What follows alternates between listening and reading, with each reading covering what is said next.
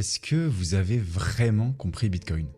Pour ma part, j'ai toujours l'impression d'avoir enfin compris Bitcoin. Jusqu'à ce qu'il y ait une nouvelle vidéo, un nouvel article, un nouveau livre que je lis et je me dis punaise, j'étais passé à côté de ça. C'est justement le sentiment que j'ai eu en avril quand j'étais à la conférence Bitcoin Atlantis à Madère lorsque Jack Mallers a fait sa présentation Bitcoin 101, l'innovation de Satoshi. Dans ce show, Jack Mallers a repris l'un des travaux les plus importants sur Bitcoin qui est celui de Der Gigy, le philosophe Bitcoin allemand qui a travaillé sur la relation entre Bitcoin et le temps et qui a réalisé cet article nommé Bitcoin et le temps. Oui, Bitcoin et le temps, EST.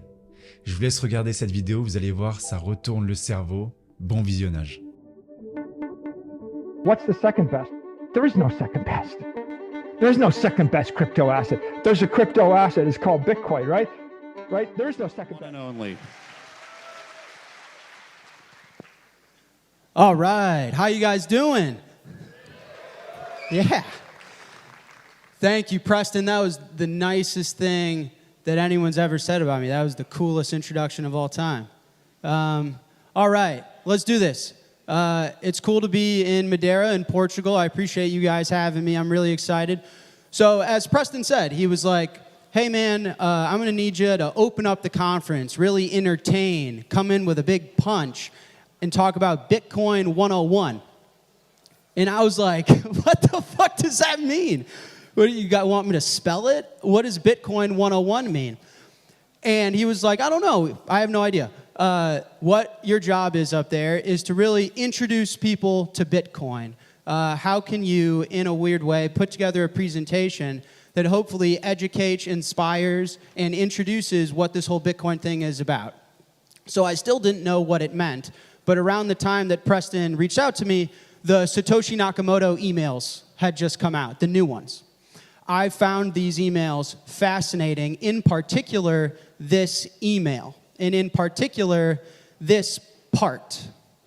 So Bitcoin now is 15 years old, and there's all sorts of altcoins and cryptos, and there's proof of stake and proof of time and proof of history.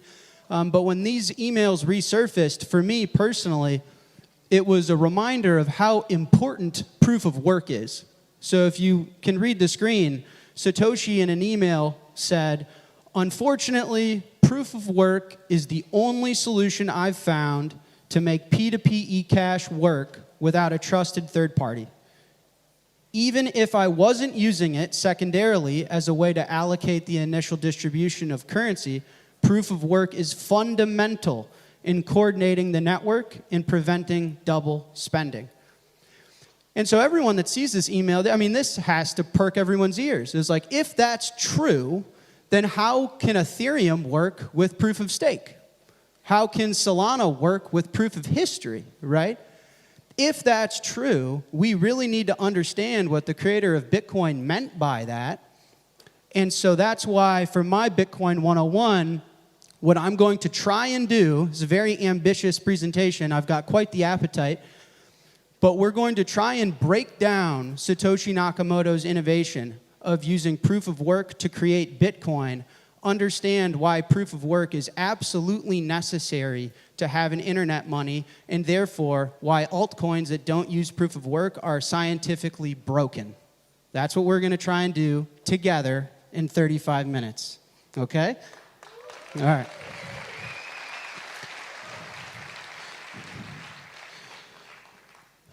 A failure to understand proof of work is a failure to understand Bitcoin. I have to give a shout out to my dear friend Gigi, the great Bitcoin philosopher. Yes, please.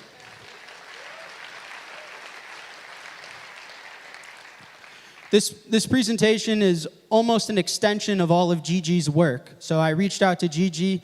I said, hey, do you mind if my Bitcoin 101 is using a lot of your stuff? And he was like, I'd be honored. So shout out to Gigi. This presentation is really in part to him. And this is what this quote is, or this presentation, is all about, is understanding proof of work so that we can deeply understand Bitcoin. Okay, so what is Bitcoin?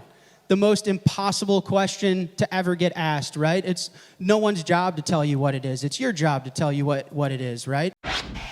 Si vous écoutez nos vidéos, c'est sûrement parce que tout comme moi, vous avez eu un doute dans les affirmations des économistes et autres politiques qu'on retrouve sur les plateaux télé. Bitcoin vous semble être une proposition intéressante, mais vous avez du mal à avoir une vision complète de la chose, à vous projeter dans le futur et voir comment notre société pourrait être totalement métamorphosée avec une monnaie saine. Eh bien sachez qu'aujourd'hui, des cerveaux brillants se sont posés les mêmes questions et y répondent dans des livres qui sont aujourd'hui traduits par la maison d'édition Consensus Network, qui est le sponsor de cette vidéo. Vous retrouverez sur leur boutique par exemple l'auteur qui m'a fait avoir mon obsession avec Bitcoin, Saifedean Ammous, qui a réalisé la trilogie L'étalon Bitcoin, l'étalon Fiat et Principes économiques, vendue à plusieurs millions d'exemplaires. Vous retrouverez aussi des auteurs français édités exclusivement par Consensus Network, comme 2 livres qui viennent tout juste de sortir, L'élégance de Bitcoin de Ludovic Lars et L'énergie de la face cachée de la monnaie de Pierre Noisa, pionnier sur Bitcoin. Si vous souhaitez vous offrir ces livres ou en offrir à votre famille, à votre oncle, à votre enfant, à votre sœur, à votre frère ou au président Macron pour qu'il puisse enfin s'orange peel et partager votre obsession et je sais de quoi je parle, nous avons un code promo pour vous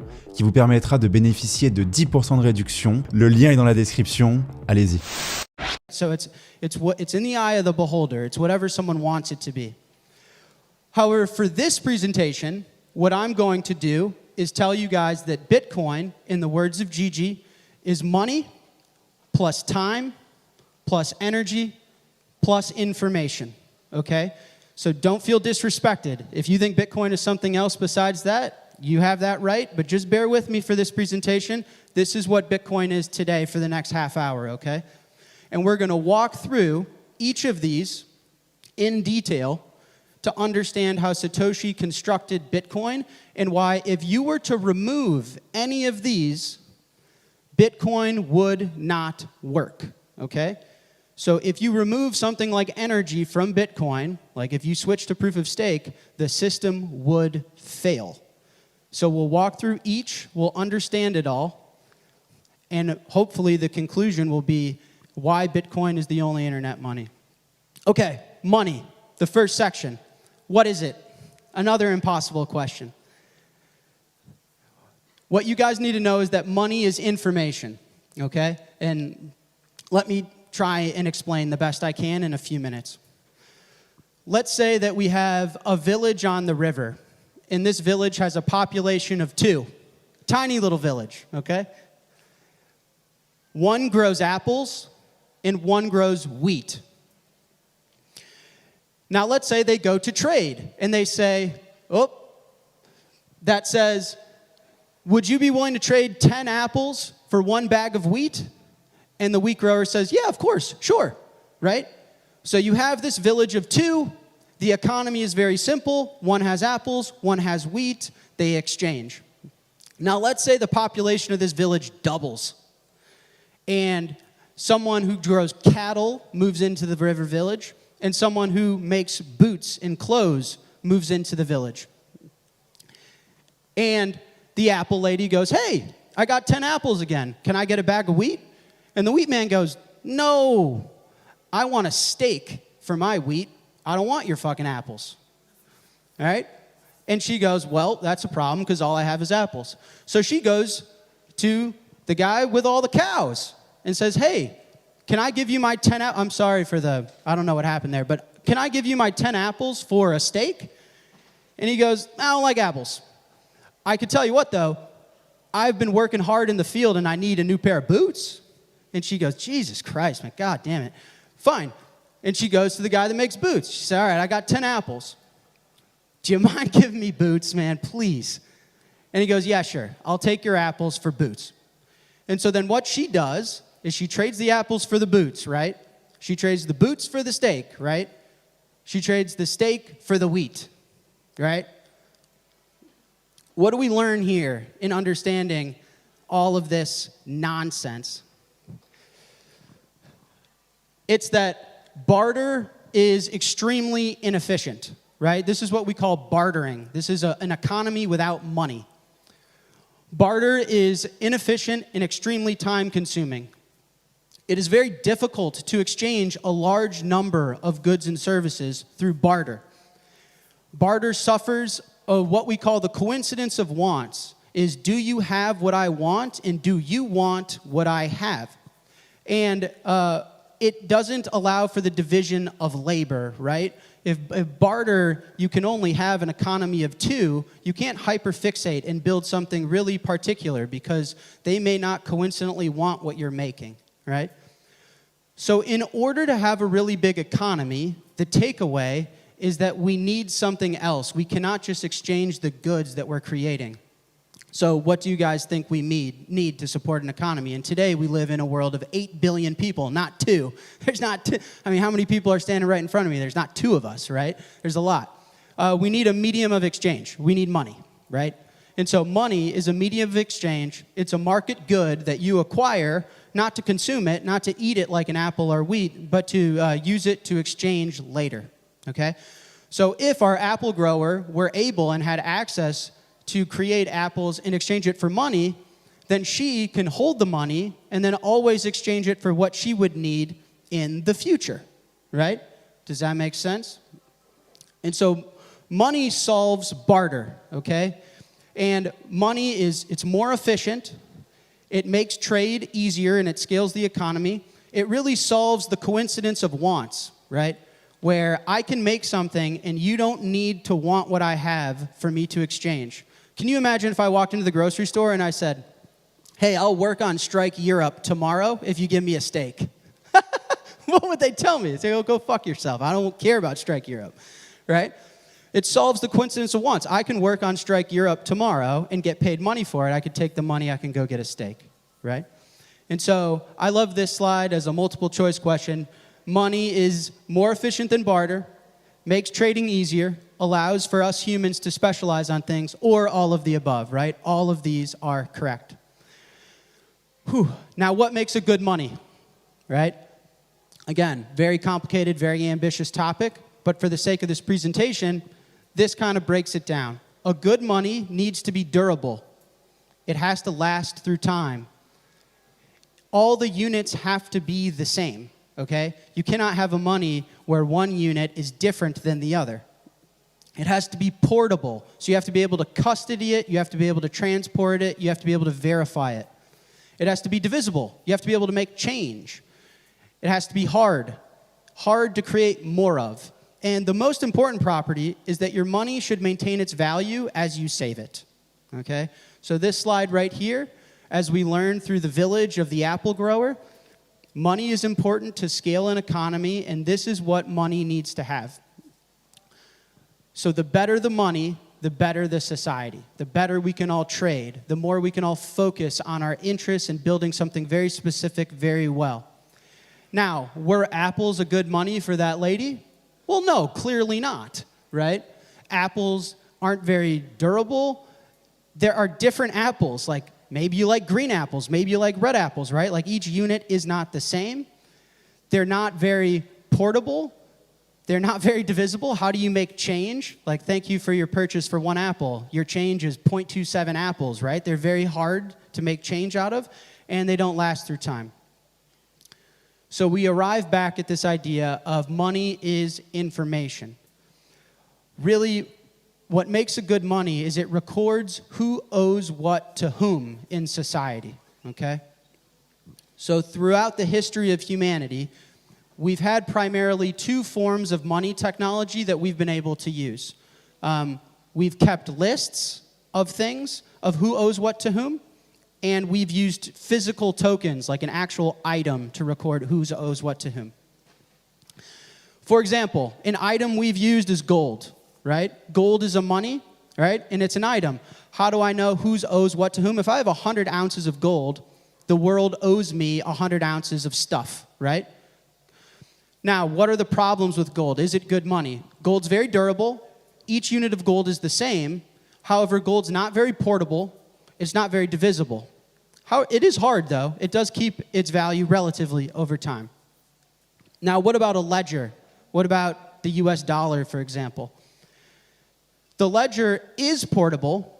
It is divisible, but it's not very hard. It loses its value over time. okay? So this is kind of the world that we live in today as far as money goes. Obviously, apples are bad money, but we've tried all sorts of ledgers, and we've tried all sorts of physical tokens and things. The problem is that ledgers are very, very efficient. They scale to all 8 billion of us, but they require trust.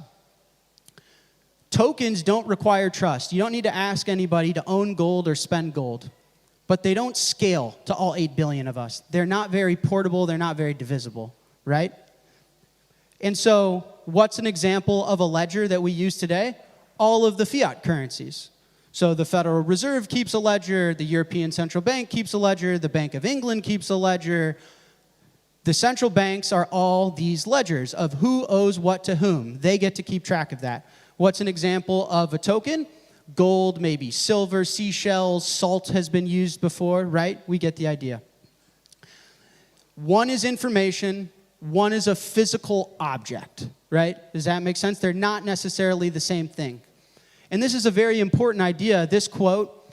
If you have an apple and I have an apple, right, and we exchange these apples, we each still have one apple. Now, if I have an idea and you have an idea, and we exchange these ideas, now we both have 2 ideas. It's different than an apple. And this shows you that the information, exchanging information is very different than exchanging a physical object. Information money is very different than physical money, right? It's very easily copyable. So the thing about a token is I cannot move it over the internet without a trusted party. It can't scale to all 8 billion of us. It can't be put on my iPhone, right? Gold can't go in this, right? I can't put gold in my brain. But the problem with a ledger is that it has this double spend problem, is that if you have an idea and I have an idea and we exchange that information, we've inflated the supply. We both have 2 ideas, right? So a ledger might reflect reality, it might not. The Federal Reserve can go back and change history. Someone who operates a ledger can know the future and use it as insider information, right? So it requires trust. So tokens don't scale, and ledgers require trust. Okay, keep bearing with me here. We're almost there. So which of these did Satoshi Nakamoto try and create, right? Going back into his emails and his earlier work, Satoshi writes about historically, people have taken up scarce commodities as money, if you can read the top there. So he's talking about tokens, right? Now, if you look into the bottom, Satoshi says, until now, no scarce commodity, so no token, can be traded over a communications channel. He's talking about the internet, without a trusted third party that's been available. That's what we just talked about, right? You can't move gold over the internet. You need these information lists that require trust. If there is a desire to take up a form of money that can be traded over the internet without a trusted third party, then now that is possible, right? Even in the white paper, Satoshi refers to Bitcoin as electronic. He talks about it as a chain. So what Satoshi realized, and what I want you guys to understand, is that in a digital world, if you want money to be on the internet, you're talking about an informational realm, right?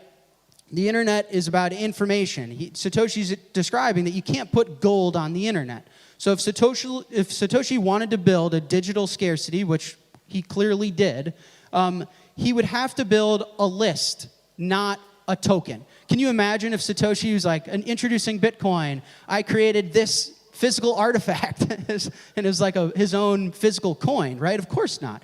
He had to create a ledger, okay? And so, to end this section of money, money was invented as a lubricant for the barter system, but we're way overdue for a lube and oil change. Whew, okay.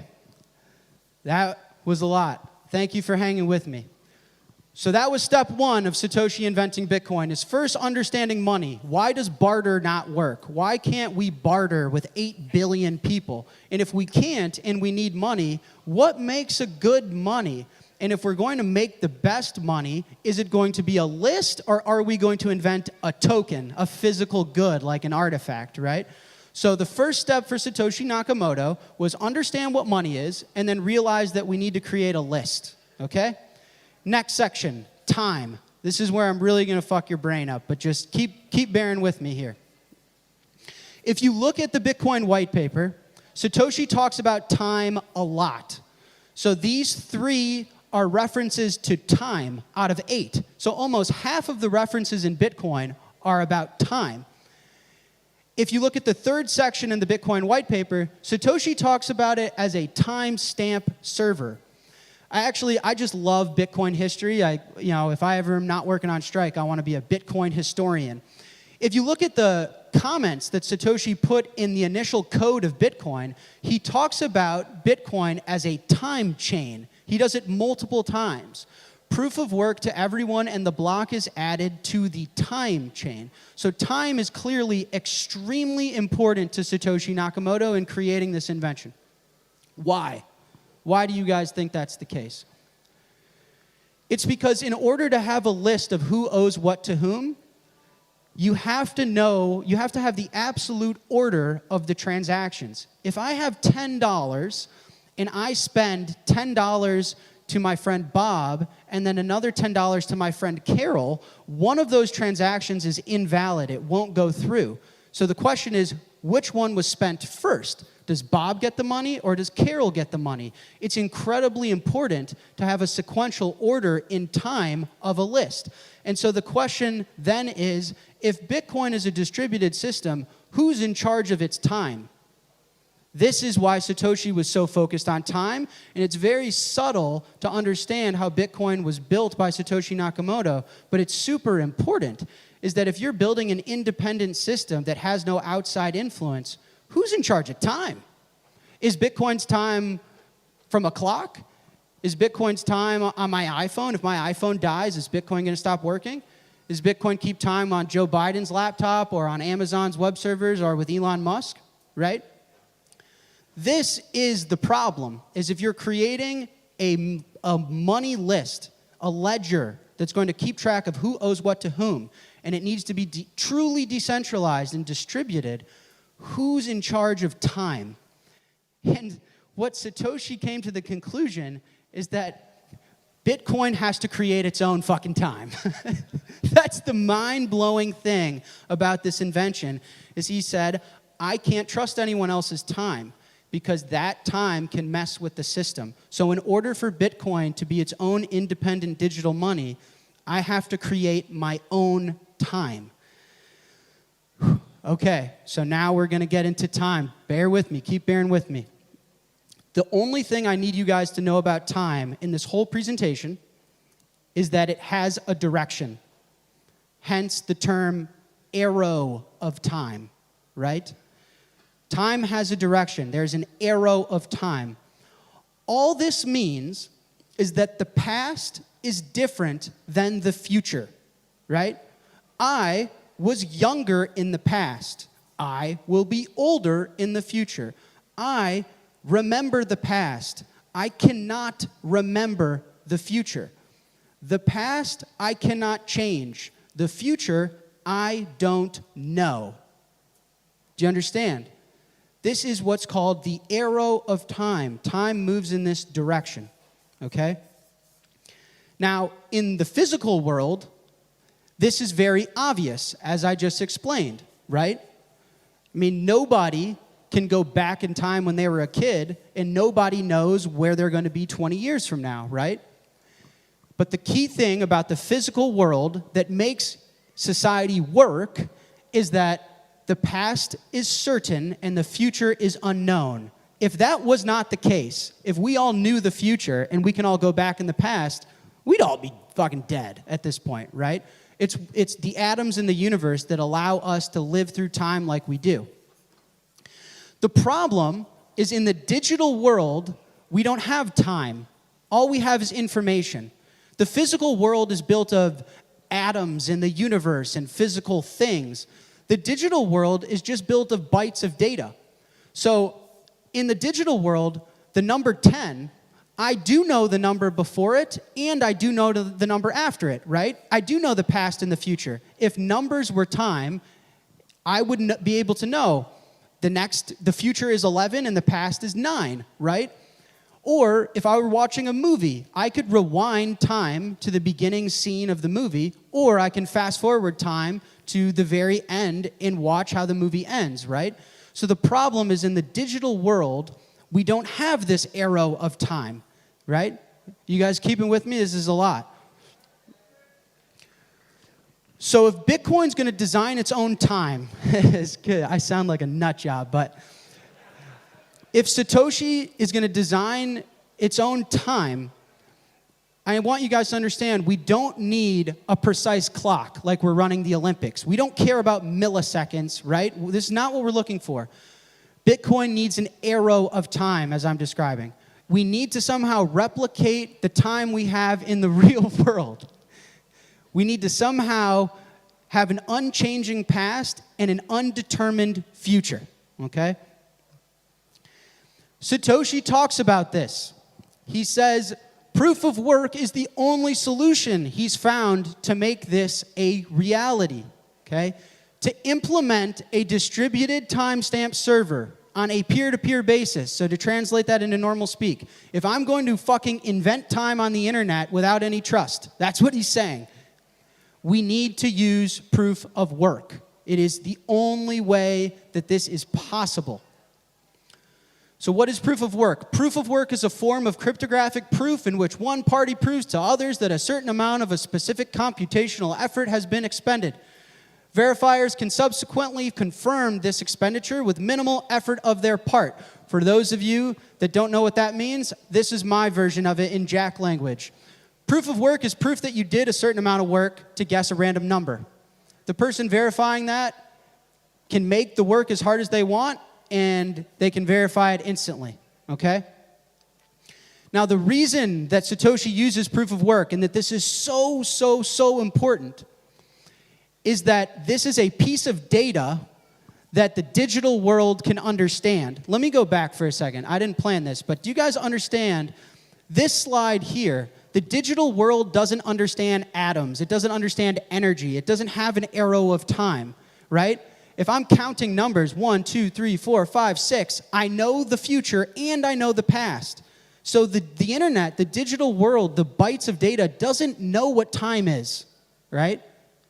The physical world does because of atoms, because of energy, right? And so what Satoshi is saying is that proof of work is the only way for us to take energy from the physical world, from this world, and turn it into a digital thing that the internet can understand. Do you understand?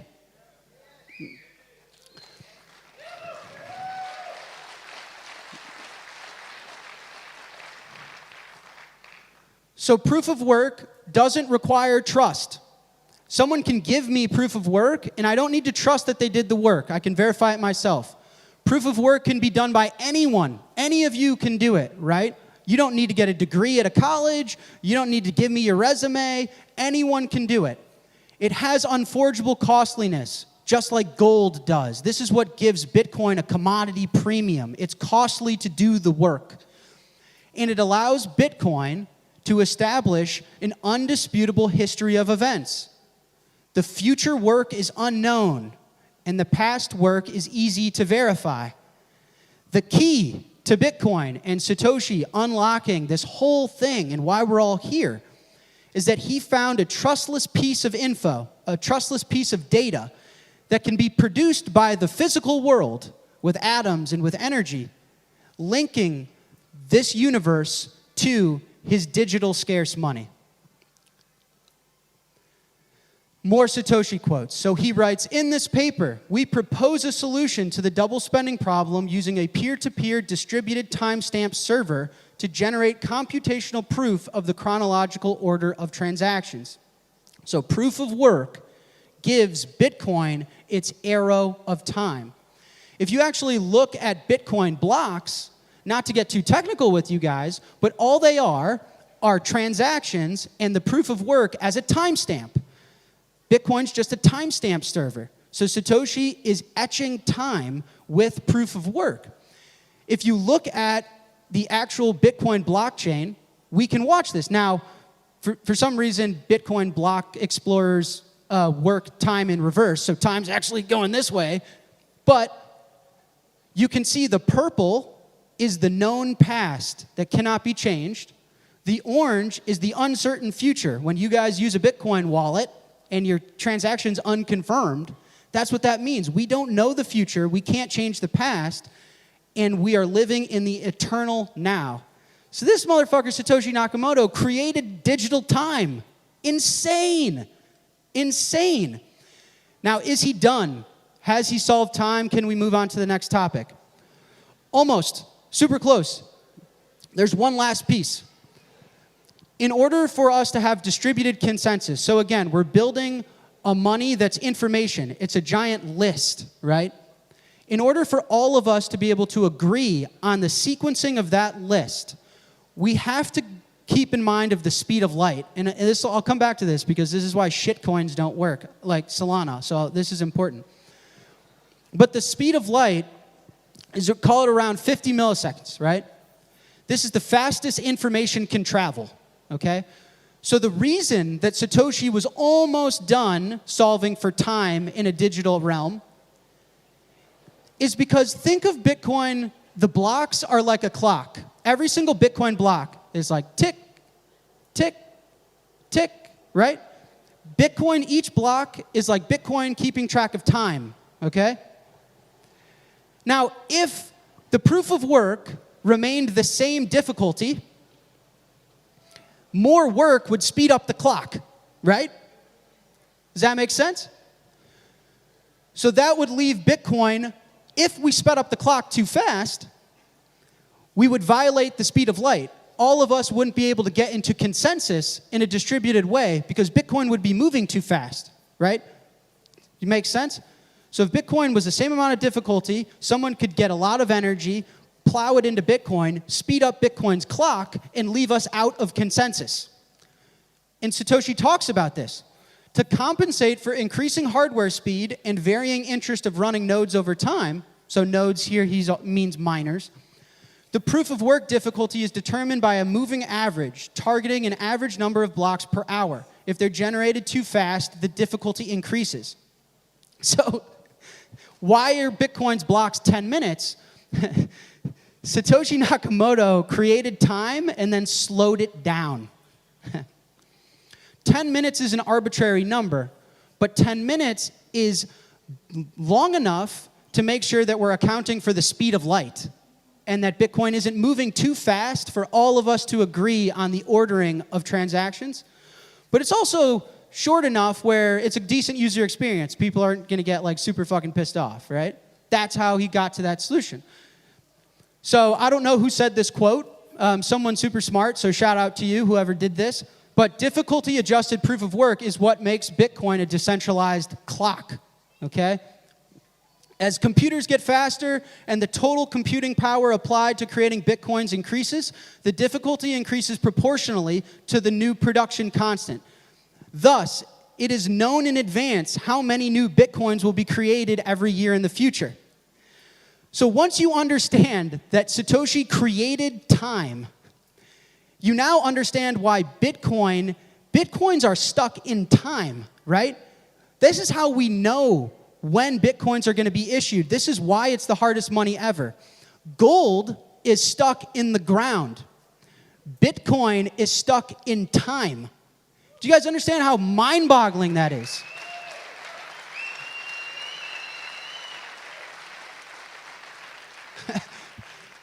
This is why if there's enough demand for gold, we will find more in the ground. We can dig it out of the ground. When someone digs up gold, they didn't create it, they found it, right? All the gold already exists. There's just more in the ground if we want to go dig it up. Same with Bitcoin. All 21 million of it already exists. But you can't dig it out of the ground. You got to dig it out of time. So if you want to find more gold, you just need to get more tools to dig it out of the ground. If you want to find more Bitcoin, you got to solve motherfucking time travel. Do you understand? That's why we're at 60K right now, is because Wall Street wants more Bitcoin and they can't travel to the future and get it. Satoshi Nakamoto, this guy, I mean, undisputed greatest of all time. This guy created his own version of time, slowed it down so that all of us can agree on the ordering of transactions, and then he set a monetary policy, the hardest ever, that sticks a physical money in time, not in the ground. Insane! You gotta be fucking kidding me.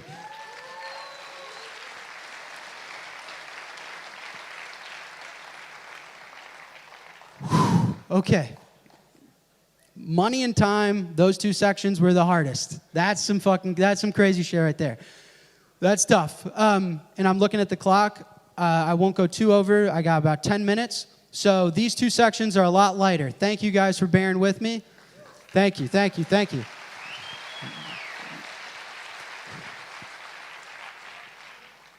Energy. So Bitcoin's not totally done yet, okay? What's important to understand about energy? Proof of work requires computations. Proof of work is just guessing. It's a lot of work to guess a random number, right? We just talked about that. These computations require energy. Therefore, proof of work requires energy. There's no way to do the work without energy, okay? Now, I think you guys all know, I mean, not everyone's a physicist, but everyone is not stupid, right? Everyone knows energy is the currency of the universe, right? In physics, energy is the quantitative property that is transferred to a body or to a physical system, right? It's how we really, measure the universe, okay? Energy is distributed fairly and accessible to everyone. This is why it's very important to Bitcoin.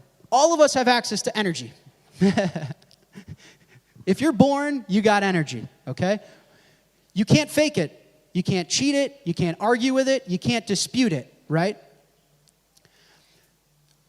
Requiring energy gives Bitcoin its unforgeable costliness. The fact that proof of work requires energy is the reason that it has an unforgeable costliness like gold, that it has a commodity premium like gold, that it's hard to make more of, is because all of us have access to energy, but no one can print it. It's very fair, and you can't argue with it.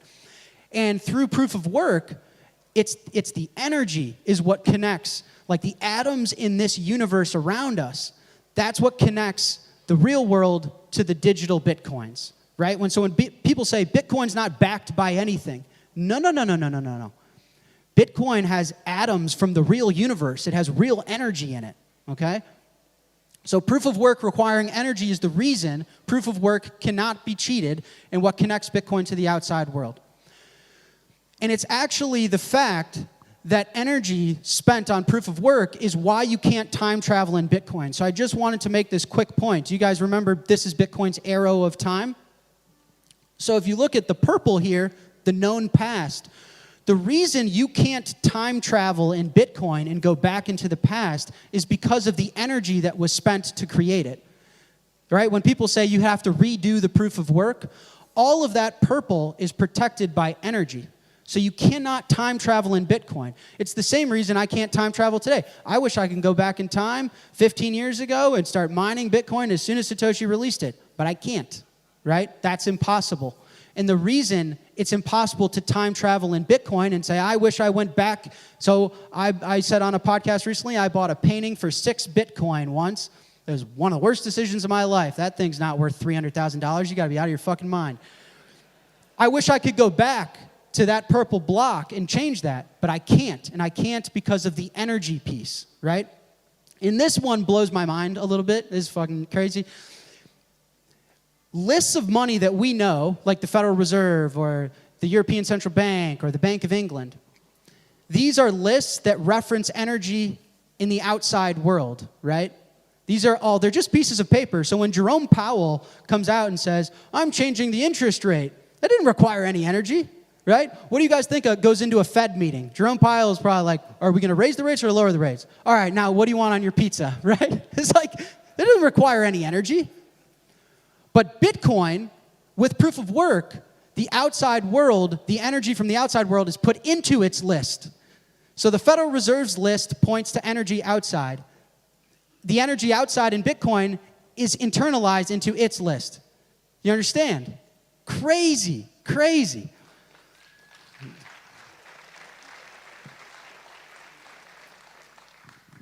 Okay, so we're building Bitcoin. We are all Satoshi.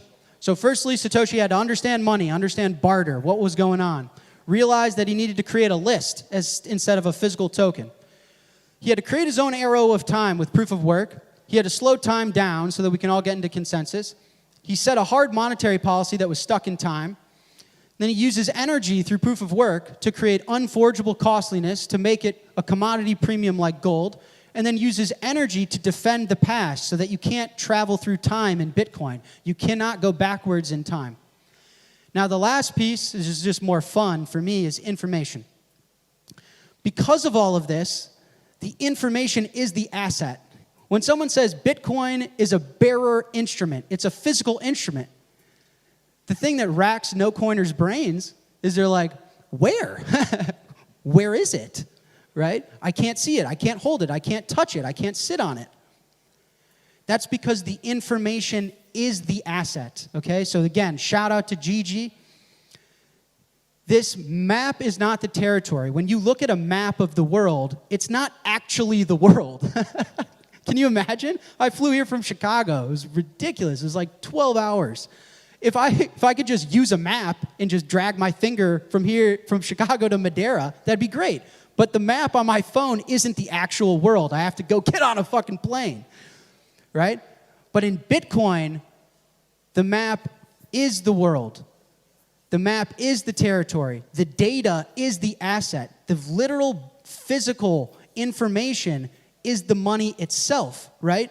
So if you look at, again, the lists and the token, and how we talked about, they're not the same. The difference between the Federal Reserve's list of who owes what to whom and gold's coins of who owes what to whom, they're very different. But in Bitcoin, the list is the money and the money is the list, right? And the only thing we can move on the internet is information. It's the only thing we can teleport, right? But because of this, because information is now money, the map is the territory, the data is the bearer instrument, we can teleport value. We can put value in our head, right? So I got to take another shot at gold bugs. Gold is stuck in your butt. Bitcoin is safe in your brain, right?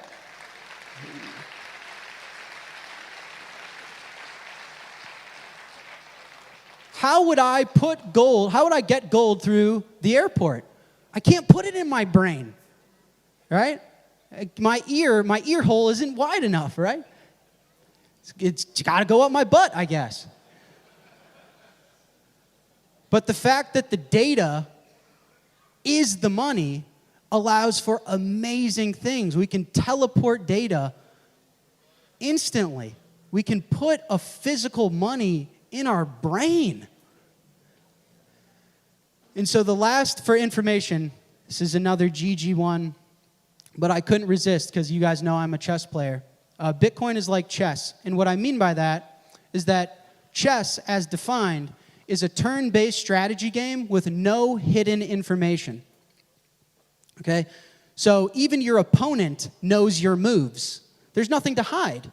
Chess has very strict rules. You play by the game, and it's all information, right? Like, this is a valid chess move. You guys know that from me. I love saying E4, E4, E4. It's a real chess move. It looks like this, right? Now, if my opponent were to say queen to D4, that would be an invalid move, okay? The queen can't make that move. That's not allowed, right? This is a valid chess game. These are all just chess moves, right? They're just data. Bitcoin is like chess. It's just data, right? But this game actually played out. This is the game of the century by Bobby Fischer. It's one of my favorite chess games of all time. So all you need is the data to understand chess. And if you try and make an invalid move, the chess consensus rules don't allow it, right? And so Bitcoin is the same way. All you need is the information. If I go back to this, someone can give you all of the historical information in Bitcoin. You could download the blockchain, and you can play every single move through Bitcoin's arrow of time. All it is information. The information is the asset. Okay, so to end it, this is how Satoshi created Bitcoin. He first understood money, then realized you need to create a list, then created his own arrow of time, then slowed down time for consensus, set a hard monetary policy, stuck in time, used energy to create unforgeable costliness, used energy to defend the past, made information the actual asset, which allows us to censorship-resistantly teleport value over a communications channel like the web. Real quick, I'm getting barked at. These are my favorite takeaways. There's a lot to unpack here. I hope this gets uploaded on YouTube. This is so much fun to put together and present for you guys. But some takeaways here. Difficulty-adjusted proof of work is the innovation. Do you guys understand? Proof of work is what connects the real world to Bitcoin. If you don't have proof of work, you don't have atoms that are in the real universe in your Bitcoins, right?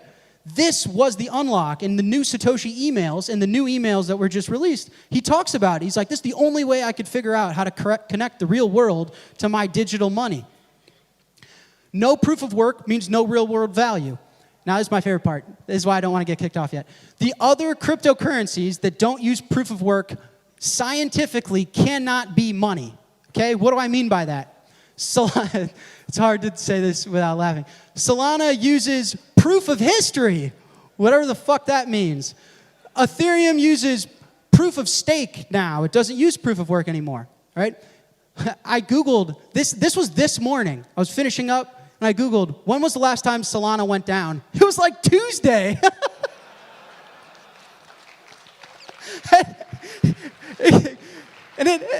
And it goes down. Solana faces 11th network outage in 2 years. It goes down all the time. Why? Now, because of this presentation, hopefully you guys understand why. Look at how fast their clocks are moving, not their blocks. Blockchain is a scam. Stop saying that. Time chain, time chain, time chain. Bitcoin is time, right? Satoshi created digital time. He created a digital clock. Look how fast their clocks are moving. 400 milliseconds. Solana isn't accounting for the speed of light. The reason it fails so much is because they're not able to get distributed consensus. The clock is moving too fast, right? So whenever a shitcoin is like, oh, we made a faster Bitcoin, they're lying to you. They're violating the speed of light. So next time, send someone this presentation and say, no, no, no, no. Solana scientifically cannot be distributed money. Like according to the speed of light, not according to what your fucking favorite influencer told you, right? So, yeah, yes.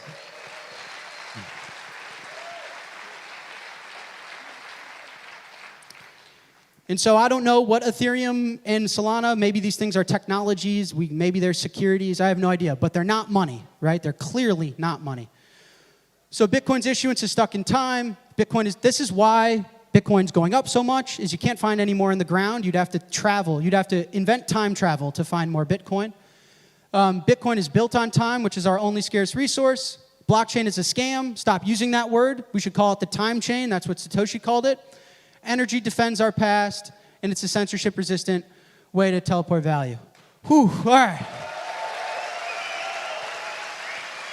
Am I on?